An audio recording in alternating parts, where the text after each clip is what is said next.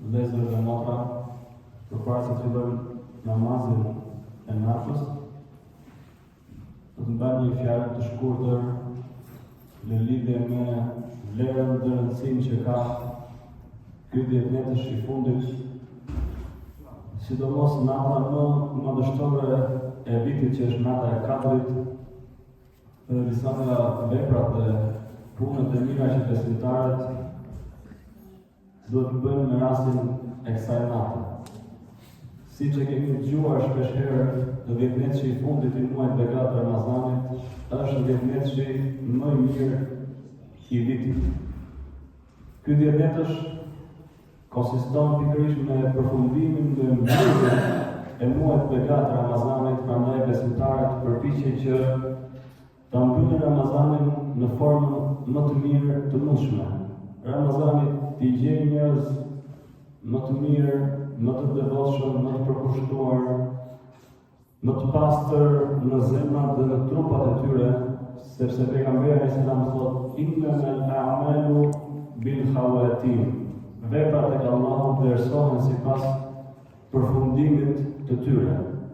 Veprat janë sipas përfundimit të tyre, mënyrës se si njeriu i mbyll veprat e tij, si e mbyll të muajt begat Ramazanit, dhe më pas më rëndësishme është se si do t'ja dorëzoj shpirtin gjithsecili për nesh Zotit të gjithësisë. Dikush shkoi tek një dietar dhe e pyeti në lidhje me gjendjen e tij se çfarë mund të bëte për të falur, për të pastruar përpara Zotit të madhëruar, dhe i tha: vazhdo të bësh vepra të mira në kohën që të ka mbetur, që të falet ajo që ka kaluar nga jeta jote. Vazhdo të bësh punë të mira në atë që të ka ngelur nga tani e tutje, shfrytëzoje mirë këtë moment që Zoti i gjithësisë të pastrojë dhe të falë ato që ka kaluar. Si thot Allahu në Kur'an, innal hasanati yudhibna as-sayyi'at. Padyshim që veprat e mira i largojnë, i shlyejnë veprat e këqija. Çdo kush nga ne këtu është gjunaqar, është mëkatar, ka gabime, gjunahe dhe të metat e tij. Dhe gjithë kemi nevojë për këtë falje, për këtë mëshirë të madhe të Zotit të gjithësisë. Dhe pikërisht në këtë net gjendet falja dhe mëshira e Allahut.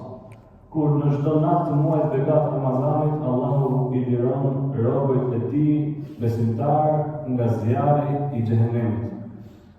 Njerëz për ne që ndoshta ishin destinuar për shkuar në zjarr, Allahu me faljen, mëshirën e tij dhe begatitë që ka vendosur brenda këtij muaji, u afshin emra atyre personave nga lista e banorëve të zjarrit, dhe kjo është lumturia, gëzimi dhe fitoria më e madhe, siç na thot Allahu në Kur'an, se fitoria më e madhe është për atë i cili shpëton, largohet nga zjarri, wa udkhila al-janna, dhe ai vendoset në xhenet, në shpërblimin, fiton kënaqësinë e Zotit të gjithësisë. Për sa i përket 10 netësh, ajo që jep më shumë rëndësi, gjëja më kryesore është pikërisht se brenda këtyre 10 netëve gjendet nata madhështore e katërt, nata më e madhe e vitit. Një natë me cilën Zoti i gjithësisë e dalloi këtë ummet të pejgamberit sallallahu alaihi wasallam. Një natë për të cilën Zoti i madhëruar zbriti një sure të plotë, e cila do të lexohet deri në ditën e Kiametit, deri në ditën e fundit. Një natë ku Allahu thotë inna anzalnahu fi laylatin mubarake. Ne e zbritëm atë Kur'anit në një natë mubarake, që është e begatë. Asnjë natë tjetër të vitit nuk e quajti Allahu me këtë epitet, nuk e quajti të ishte natë e begatë, përveç se natën e madhe të katërt. Inna anzalnahu fi laylatil qadr. Ne e zbritëm atë Kur'anin në natën e katërt. Kjo natë merr vlerë sepse Kur'ani u shpall në atë natë. Filloi zbritja e Kur'anit në atë natë. Wa ma adraka ma laylatul qadr. Edhe si mund ta dish ti se çfarë vlerë, mirësie, cilësish ka kjo natë e katërt. Allahu e di vlerën e madhe që ka kjo natë. Vetëm Allahu e di sa është sa i shpërblen ai veprat që bën besimtarët në qoftë se e arrin atë natë, duke qenë zgjuar, duke qenë në gjendje që është e mirë dhe që është e dashur përpara Allahut xhaleshan. Kur thotë natë e begat, do të thotë që vepra që bëhet atë natë ka një vlerë të jashtëzakonshme. Shpërblimi i saj është aq shumë sa vetëm Zoti i gjithësisë e di. Dhe siç e dim, veprat në Islam, pra ne themi që Allahu do t'i peshojë veprat tona. Jo thjesht do të numërohen veprat tona se sa vepra kemi, po do të peshohen veprat tona. Peshimi i veprave do të thotë sa i sinqert ke qenë veprat tona, sa i përqendruar ke qenë veprat, sa të pastër ke patur zemër kur e ke bërë, sa i kujdesshëm ke qenë kur e ke bërë atë vepër, siç e kërkon Allahu, siç e kërkon pejgamberi sallallahu alaihi wasallam. Veprat tona do të peshohen. Pra dhe shpërblimi e di vetëm Allahu xhaleshan. Lejlatul Qadri khairun min alf shahr. Nata e Kadrit është më e mirë, më e hajrit se sa 1000 muaj. Kjo natë me të cilën njeriu për një natë i shton një jetë jetës së tij. Vazhdimisht çdo vit nëse arrin natën e Kadrit, thuajse çdo vit i shton një jetë. Që nëse do ta përllogarisim, edhe pse vlera është më shumë se sa 1000 muaj, është minimalisht 83 vite plus disa muaj adhurim. Ai që jeton 83 vite apo diçka më shumë, nuk e adhuron Allahun gjithkohës, sepse në jetë kemi edhe nevoja të tjera. Jemi të angazhuar dhe me dynjan tonë. Por ai që arrin natën e Kadrit i shkruhet se kur të ketë adhuruar Allahun për 83 vite e disa muaj e më shumë në mënyrë të vazhdueshme. Kjo është mirësia dhe begatia e Zotit të gjithësisë, për të cilën ne duhet jemi falëndërues, mirënjohës dhe të përulur përpara Allahut xhaleshan se çfarë mirësish ka dhënë për këtë ummet të pejgamberit Muhammed sallallahu alaihi wasallam. Se si na ka dhënë këto dhurata, këto mirësi, këto begati që të zgjojmë zemrat tona, që ne të nxitemi, që ne ta kërkojmë mirësinë dhe shpërblimin e Zotit të gjithësisë. Lejlatul Qadri khairun min alf shahr. Është më mirë se sa 1000 muaj. Ka thënë dietarët më mirë se sa 1000 muaj, brenda të cilëve nuk i gjendet nata e Kadrit. Pra më mirë se sa 1000 muaj. Sa mund të jetë vlera e kësaj nate, rëndësia, pesha që ka kjo natë, e di Allahu xhaleshan dhe shpërblimi do ta fitojë secili sipas përpjekjes, sipas sinqeritetit që ka, sipas adhurimeve që bën.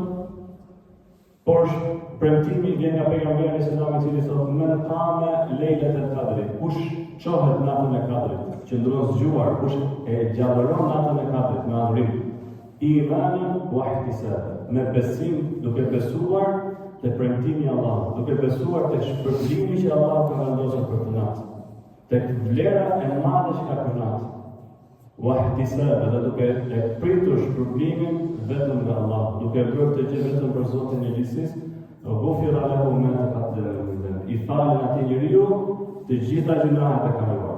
Ka thënë dietarët, nuk është kusht që njeriu ta di që sot është pikërisht nata e Kadrit. Nuk është kusht që ta di nëse ajo natë është nata e Kadrit apo jo, apo e di në bazë të shenjave apo diçka tjetër, nuk është kusht që ta dish. Mjafton që ti të kesh qenë zgjuar, ti të kesh qenë duke u penduar, të kesh qenë duke kërkuar falje, duke bërë lutjen Allahumma innaka afun tuhibbul afwa fa'fu anni. O Allah, ti je falës, je pastrues i gjunave, ti i fshin mëkatet. Fa'fu anni, prandaj më fal mua. Çdo kush ka nevojë për këtë falje, sepse ja mësoi pejgamberi sallallahu këtë dua kujt? Bashkëshortes së tij, Aishës radhiyallahu anha. Për njerëzve më të pastër, më të nderuar, më të devotshëm, çdo kush ka nevojë për falje. Edhe ne jemi shumë larg tyre sigurisht. Dhe secili për nesh ta ndjej thellë shpirt që ka nevojë të pastrohet, që ka gabimet e tij, që ka tmetat e tij, prandaj kërkoj faljen dhe mëshirën e Zotit. Kush çohet atë natë me besim dhe duke pritur shpërblimin nga Allahu, i falë gjunahet e kaluara. Kërkojeni natën e Kadrit, ka thënë pejgamberi sallallahu alaihi wasallam, në 10 netëshin e fundit të Ramazanit. Pikërisht në 10 netësh që ndodhin. Ka thënë disa hadithe të tjera, kërkojeni në net teke tek 10 netësh i fundit. natën e 21, 23, 25, 27, 29. Ka thënë disa hadithe të tjera për njerëzit që në basë se kanë atë mundësie, kërkojnë në natën e 25, në natën e 27 dhe në natën e 29. Dhe shumica e transmetimeve ose disa nga sahabët, siç ishte Ubej ibn Ka'b, Allahu qoftë i kënaqur me të, dhe Ibn Abbas, në mendimin e tij të fundit, thoshin që kjo natë është pikërisht nata e 27. Nata e sotme. Në mënyrë tradicionale, njihet sikur nata e sotme pa janë mundësitë më të larta që të jetë nata e Kadrit, pavarësisht se këtë e di vetëm Allahu i mëdhenuar.